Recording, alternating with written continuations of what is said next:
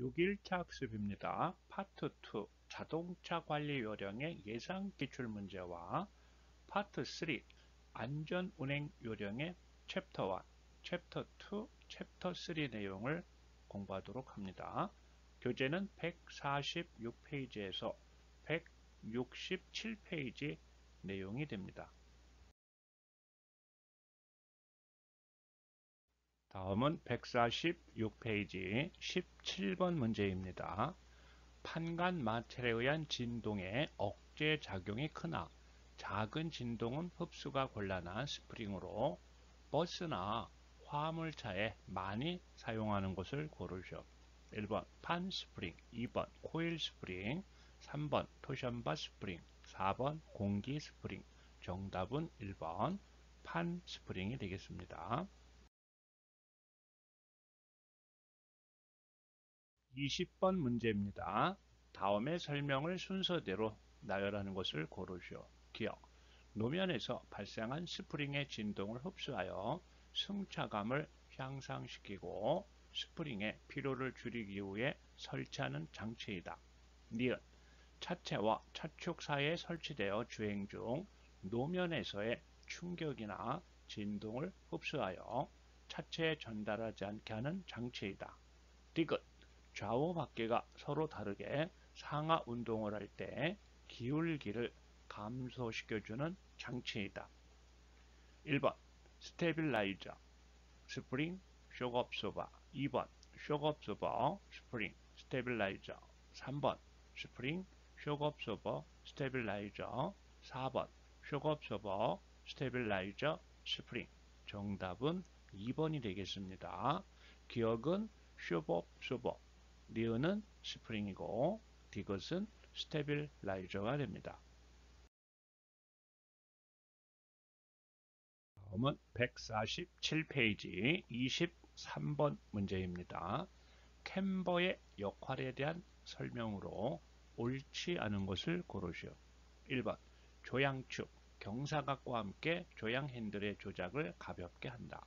2번 수직 방향의 하중에 의한 앞 차축의 힘을 방지한다.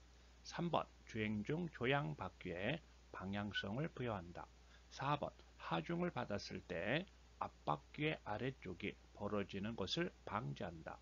정답은 3번이 되겠습니다. 주행 중 조향 바퀴에 방향성을 부여하는 것은 캠버가 아니고 그것은 캐스터의 역할이 되겠습니다.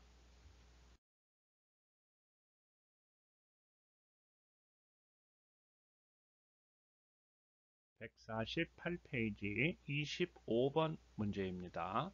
주행 중 조향 바퀴에 방향성을 부여하고 조향을 하였을 때는 직진 방향으로의 복원력을 주는 것을 고르시오. 1번 캠버, 2번 캐스터, 3번 토인, 4번 쇼업소버. 정답은 2번 캐스터가 되겠습니다. 캐스터는 자동차 앞바퀴를 옆에서 보았을 때 조향축, 즉 킹핀이 수직선과 어떤 각도를 두고 설치되어 있는 것을 말합니다. 149페이지의 31번 문제입니다. 다음은 공기식 브레이크와 유압 배력식 브레이크를 비교한 것이다. 옳지 않은 것을 고르시오. 1번 공기식 브레이크는 차량 중량의 제한을 받지 않으나 유압 배력식 브레이크는 제한을 받는다. 2번 공기식 브레이크는 에너지의 소비가 적으나 유압 배력식 브레이크는 에너지 소비가 많다. 3번 공기식 브레이크는 정비하기 어려우나 유압 배력식 브레이크는 정비하기가 쉽다. 4번 공기식 브레이크는 비교적 고가이나 유압 배력식 브레이크는 저가이다. 정답은 2번이 되겠습니다. 공기식 브레이크의 에너지 소비가 많습니다. 반면에 유압 배력식 브레이크는 에너지 소비가 많지 않습니다. 그리고 공기식 브레이크는 베이퍼록 현상의 발생 위험이 적으며 다수의 오일과 공기 누설에도 제동 성능이 현저히 저하되지 않습니다. 다음은 34번 문제입니다. 가속 페달을 놓거나 저속 기어를 사용하면 회전 저항에 의한 제동력이 발생하는 브레이크를 고르시오. 1번 엔진 브레이크, 2번 제이크 브레이크, 3번 배기 브레이크, 4번 리타터 브레이크. 정답은 1번 엔진 브레이크가 되겠습니다. 다음은 150페이지 자동차 검사와 관련된 문제입니다. 2번 문제를 확인합니다. 차량이 4년 된 사업용 대형 승합 자동차의 검사 유효 기간을 고르시오. 1번 1년, 2번 6개월, 3번 2년, 4번 3년. 정답은 1년이 되겠습니다. 사업용 대형 승합 자동차의 경우 차량 5년까지는 1년이 되고 이후는 6개월입니다. 비사업용 대형 승합 자동차인 경우도 같습니다.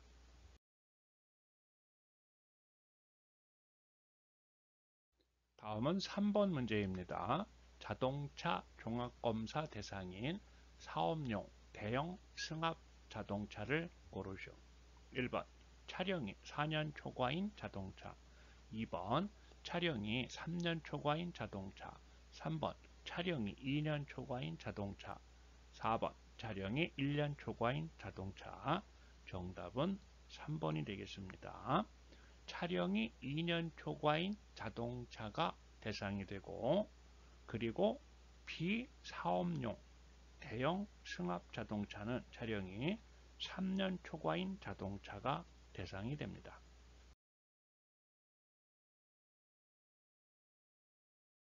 다음은 6번 문제입니다.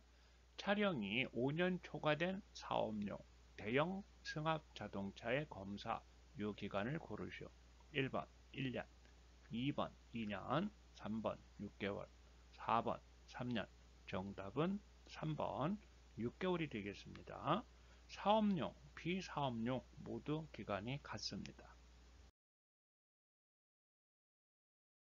다음은 파트 2 안전운행 요령의 챕터 2 운전자 요인과 안전운행에 대한 내용입니다.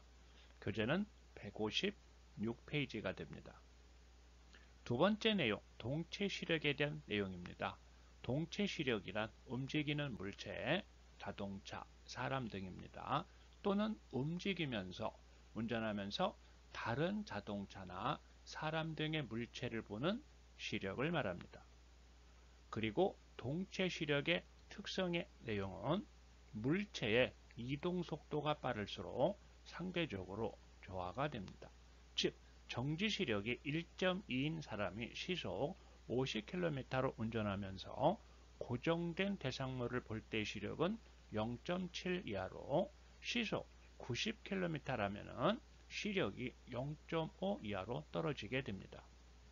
또한 동체 시력은 연령이 높을수록 더욱 저하되고 정지 시력과 어느 정도 비례관계를 갖습니다. 또한 동체 시력은 조도가 밝기를 말합니다. 낮은 상황에서 쉽게 저하되며 장시간 운전에 의한 피로 상태에서도 저하될 수 있습니다. 다음은 세 번째, 시야와 깊이 지각에 대한 내용입니다. 먼저 시야에 대해서 알아봅니다. 중심시와 주변시를 포함하여 정지한 상태에서 눈의 초점을 고정시키고 양쪽 눈으로 볼 수 있는 범위를 말합니다. 정상적인 시력을 가진 사람의 시야 범위는 180도에서 200도에 해당이 됩니다. WHO는 운전에 요구되는 최소한의 기준으로 한쪽 눈의 시야가 140도 이상일 것을 요구하고 있습니다. 다음은 주행 중의 시야입니다. 주행 중인 운전자는 전방의 한 곳에만 주의가 집중되어 있는 경우 시야 범위는 좁아지는 특성을 가집니다. 다음은 네 번째, 속도와 시야에 대한 내용입니다. 시야의 범위는 자동차 속도에 반비례하여 좁아지게 됩니다. 그리고 속도가 높아질수록 시야의 범위가 좁아지게 됩니다.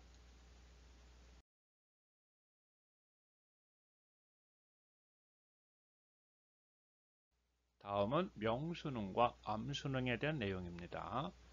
먼저 명수능입니다. 섬광 회복력은 운전자의 시각 기능을 섬광을 마주보기 전 단계로 되돌리는 신속성을 말합니다. 명수능은 밝은 빛, 섬광을 봤을 때 빛을 적게 받아들여 어두운 곳까지 볼 수 있게 하는 과정을 말합니다. 그리고 암수능은 불빛이 사라지면 다시 동공은 어두운 곳을 잘 보려고 빛을 많이 받아들이기 위해 확대되는데 이 과정을 암수능이라고 합니다. 다음은 160페이지 교통 약자 등과의 도로 공유 내용입니다. 네 번째 항목입니다. 어린이 통학버스의 특별 보호에 관한 내용입니다. 첫 번째는 어린이 통학버스가 어린이나 영유아를 태우고 있다는 표시를 한 상태로 도로를 통행하는 때입니다. 두 번째는 어린이나 유아가 타고 내리는 중임을 나타내는 어린이 통학버스입니다. 어린이 통학버스가 정차한 차로와 그 차로의 바로 옆 차로를 통행하는 차는 일시 정지해야 합니다. 그리고 세 번째, 중앙선이 설치되지 아니한 도로와 편도 1차로인 도로의 반대 방향에서 진행하는 차의 운전자는 어린이 통학버스에 이르기 전 일시 정지하여 안전을 확인한 후에 서행을 해야 합니다. 161페이지 대형 자동차와 관련된 내용입니다. 첫 번째는 다른 차와 충분한 안전거리를 유지해야 합니다. 대형 차량은 전후방의 시야를 제약할 뿐 아니라 갑자기 서기도 어렵습니다. 따라서 다른 차나 특히 대형 차량과는 일정한 공간적 거리를 두는 것이 안전합니다. 두 번째, 승용차 등이 대형차의 사각 지점에 들어오지 않도록 주의를 해야 합니다. 승용차 등과는 달리 대형차는 차의 뒤와 옆쪽으로 볼 수 없는 사각 부분이 많으므로 승용차 등이 병행 주행할 경우 속도를 줄이거나 높여서 사각 지점에 들어오지 않도록 해야 합니다. 다음은 세 번째, 앞지를 때는 충분한 공간 간격을 유지해야 합니다. 버스나 트럭 등은 길이가 길기 때문에 앞지르기 시간도 그만큼 길어지게 됩니다.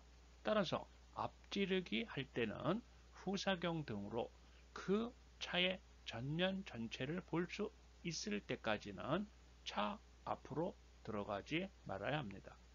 그리고 네 번째, 대형차로 회전할 때는 회전할 수 있는 충분한 공간 간격을 확보를 해야 합니다.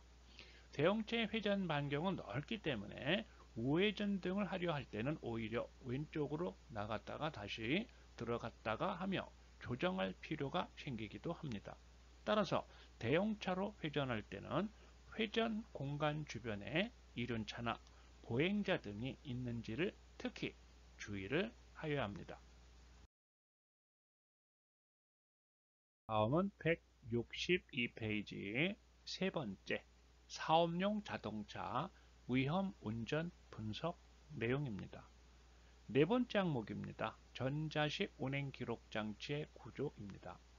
운행 기록 관련 신호를 발생하는 센서, 신호를 변환하는 증폭 장치, 시간 신호를 발생하는 타이머, 신호를 처리하여 필요한 정보로 변환하는 연산 장치, 정보를 가시화하는 표시 장치, 운행 기록을 저장하는 기억 장치, 기억 장치의 자료를 외부 기기에 전달하는 전송 장치, 분석과 출력을 하는 외부 기기로 구성이 됩니다. 다음은 두 번째, 운행 기록 분석 시스템의 의의를 알아봅니다. 운행 기록 분석 시스템은 자동차의 운행 정보를 실시간으로 저장하여 시시각각 변화하는 운행 상황을 자동적으로 기록할 수 있는 운행 기록 장치를 통해 자동차의 순간 속도, 분당 엔진 회전수, 브레이크 신호, GPS, 방위각, 가속도 등의 운행 기록 자료를 분석하는 시스템을 말합니다. 단원별 핵심 정리 챕터 3 자동차 요인과 안전 운행의 내용입니다. 여러분 교재는 164에서 65페이지가 되겠습니다. 두 번째, 원심력의 성질에 대한 내용입니다. 원심력은 속도가 빠를수록 커브가 작을수록 또 차의 중량이 무거울수록 커지게 되는데 특히 속도의 제곱에 비례해서 커지게 됩니다. 원심력을 줄이기 위해서는 다음과 같은 방법이 필요합니다. 커브에 진입하기 전에 속도를 줄여 노면에 대한 타이어의 접지력이 원심력을 안전하게 극복할 수 있도록 해야 하며 안전하게 회전하려면 이러한 커브에서 더욱 감속을 해야 합니다. 다음은 세 번째, 스탠딩 웨이브 현상의 예방을 위한 내용입니다. 속도를 낮추고 타이어의 공기압을 높여야 합니다. 다음은 세 번째입니다. 수막 현상의 예방의 내용을 확인해 봅니다. 첫째, 고속으로 주행하지 않습니다. 두 번째는 마모된 타이어를 사용하지 않습니다. 세 번째, 공기압을 평소보다 조금 높게 합니다. 네 번째, 배수 효과가 좋은 타이어, 리브형 타이어를 사용하도록 합니다. 다섯 번째, 과다 마모된 타이어나 재생 타이어를 사용하지 않습니다. 다음은 165페이지 다섯 번째, 페이드 현상에 대한 내용입니다. 먼저 개념입니다. 비탈길을 내려가거나 할 경우 브레이크를 반복하여 사용하면 마찰열이 라이닝에 축적이 되어 브레이크의 제동력이 저하되는 현상을 페이드 현상이라고 합니다. 세 번째, 워터 페이드 현상은 브레이크 마찰재가 물에 젖어 마찰 기수가 작아짐에 따라 브레이크의 제동력이 저하되는 현상을 말합니다. 다음은 여섯 번째, 페이퍼 룩 현상을 확인합니다. 먼저 개념입니다. 긴 내리막길에서 풋 브레이크를 지나치게 사용하면 브레이크 액이 열에 의하여 기화, 베이퍼라고 합니다. 기화되어 어떤 부분에 갇혀 브레이크 페달을 밟아도 스펀지를 밟는 것 같이 유압이 전달되지 않아 브레이크가 작동하지 않는 현상을 말합니다. 이러한 베이퍼록 현상을 예방하기 위해서는 엔진 브레이크를 사용하여 저단 기어를 유지하면서 풋 브레이크의 사용을 줄여야 합니다. 다음은 일곱 번째, 모닝록 현상에 대한 내용입니다. 비가 자주 오거나 습도가 높은 날 또는 오랜 시간 주차한 후에는 브레이크 드럼에 미세한 녹이 발생하는 모닝록 현상이라고 합니다.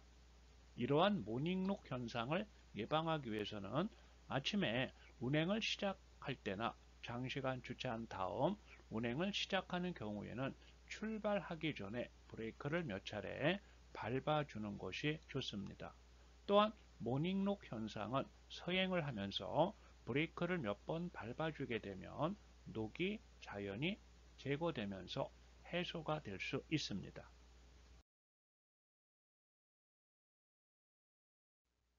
166페이지 아홉 번째, 내륜차와 외륜차에 대한 내용입니다.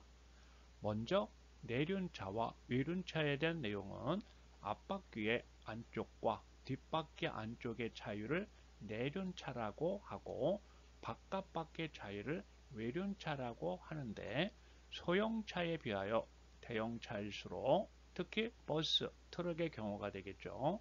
이 차이는 크다라고 할 수 있습니다. 그리고 자동차가 전진 중 회전할 경우에는 내륜차에 의해 또 후진 중에 회전할 경우에는 외륜차에 의한 교통사고의 위험이 있습니다. 다음은 두 번째, 내륜차에 의한 사고 위험입니다. 전진 주차 도중 차의 뒷부분이 주차되어 있는 차와 충돌하거나 커브길 진입 도중 차의 뒷부분이 이륜차, 소형 자동차, 보행자와 충돌할 수 있습니다. 이 경우가 바로 내륜차에 의한 사고 위험이 되겠고, 외륜차에 의한 사고 위험은 후진 주차를 위해 주차 공간으로 진입 도중 차의 앞부분이 다른 차량이나 물체와 충돌할 수 있습니다. 버스가 1차로에서 좌회전하는 도중에 차의 뒷부분이 2차로에서 주행 중이던 승용차와 충돌할 수 있습니다. 다음은 두 번째 정지거리와 정지시간의 내용을 알아봅니다. 먼저 정지거리입니다. 공주거리와 제동거리를 합한 거리가 정지거리가 되고, 정지시간은 공주시간에 제동시간을 합한 시간이 정지시간이 됩니다. 두 번째, 공주거리와 공주시간의 내용입니다. 공주거리와 공주시간은 운전자가 자동차를 정지시켜야 할 상황임을 지각하고 브레이크 페달로 발을 옮겨 브레이크가 작동을 시작하는 순간까지의 시간을 공주시간이라고 합니다. 이때까지 자동차가 진행한 거리를 공주거리라고 합니다. 두 번째, 제동거리와 제동시간입니다. 운전자가 브레이크에 발을 올려 브레이크가 막 작동을 시작하는 순간부터 자동차가 완전히 정지할 때까지 시간을 제동시간이라고 합니다. 이때까지 자동차가 진행한 거리를 제동거리라고 합니다.